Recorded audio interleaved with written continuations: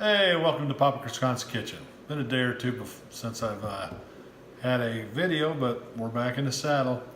Had a hard day today. Boy, we cut down a tree today, and I am one hungry fella. So we're gonna do a little sous vide cooking tonight. I got a couple beef top round London broils. Bought them from the store. And we're gonna cook these up in the sous vide, and then we're gonna stick them on a smoking barbecue grill. So I'll let you know how it goes. Let's get started.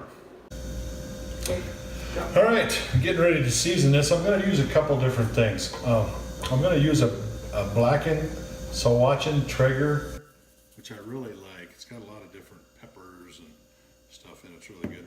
I'm going to use a beef rub from Traeger, and I'm also going to put onion salt on those. So I'll be pretty gracious about this, and I want to get them good and coated. And I'll do it to both of them, and then I'll get them in the bags.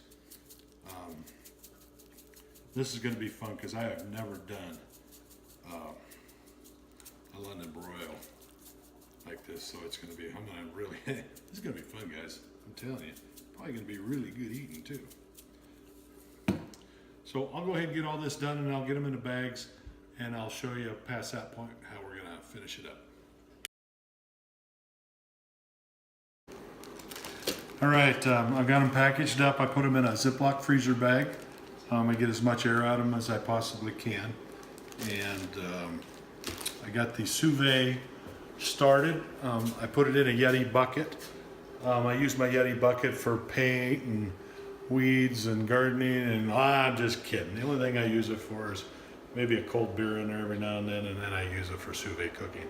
Anyway, I'm gonna cook it up to 133 degrees. It'll take about an hour. Once the water gets warmed up, I'll get back with you and we'll show you how I put them in the cooker. I've been told I've been having a bad hair day today too. It's kind of sticking up all over the place, but I'm sorry, what can I tell you? Every now and then we have a bad hair day. The sous vide timer, it has a app software on my cell phone, and it says it's up to 132.8 degrees, and we're ready to put the meat in. So what I like to do is I just start setting it right down the corner, and I leave the bag open. And as you put that meat down in there, it just almost like sucks the air completely out of it. It just sinks. And then when I get down low enough, I zip that baby back tight. And I like to use these metal clamps, and I just clamp it onto the side of the bucket. And it just sets in there, and it's going to cook for, I think it's scheduled to cook for an hour. And in that time, I'll get the mushrooms cooked up, I'll get the barbecue grill started up, and I'm expecting to have a really good meal tonight. Okay, what I'm using to cook my meat after it's off the sous vide, so I'm going to use my Traeger grill, and I'll kick that on low. I open the lid up to get it started, and then after it's started up, we will kick it up to as high as it'll go.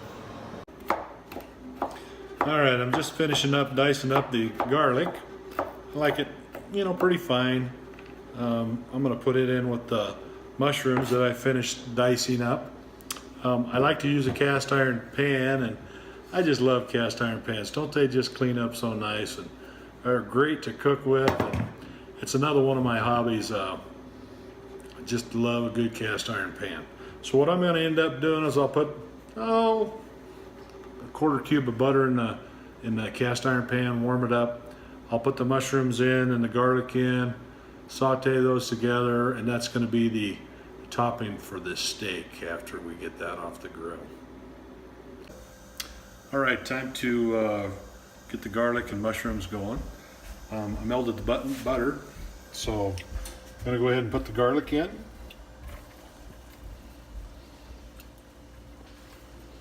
There's one thing I like about cooking garlic and butter is the smell. It just is unbelievable.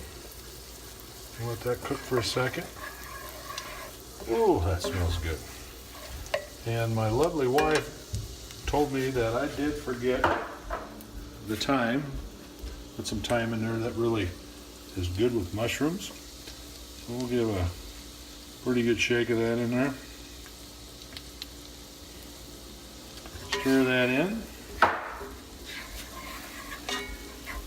Yeah,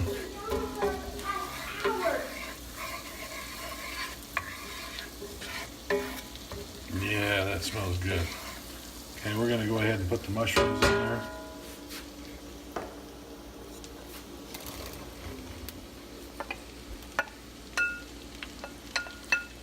We'll let those mushrooms cook down. It'll probably take a good 20 minutes for these to cook in, and they'll get nice and soft. And we'll show you put them on a steak in a little bit.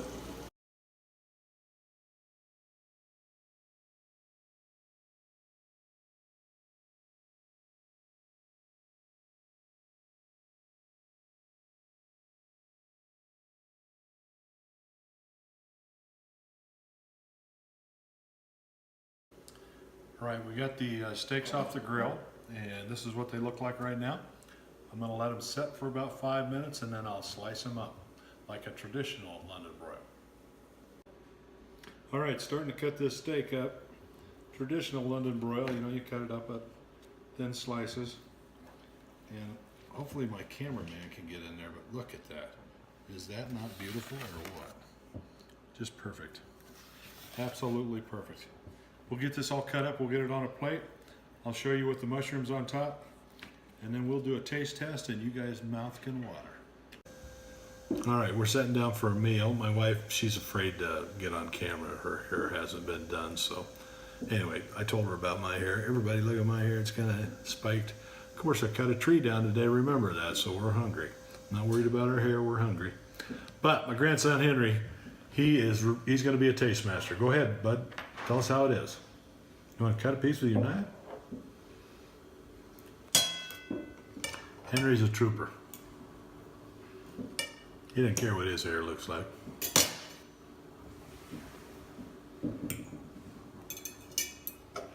Using all of his manners here.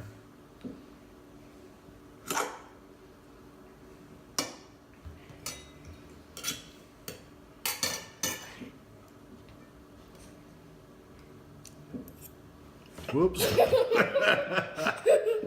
Whoops. Good manners, good manners. That's good. You like it? Yeah. Did you try a mushroom? Better try a mushroom. Pretty good. I want to give you my opinion on it too, so.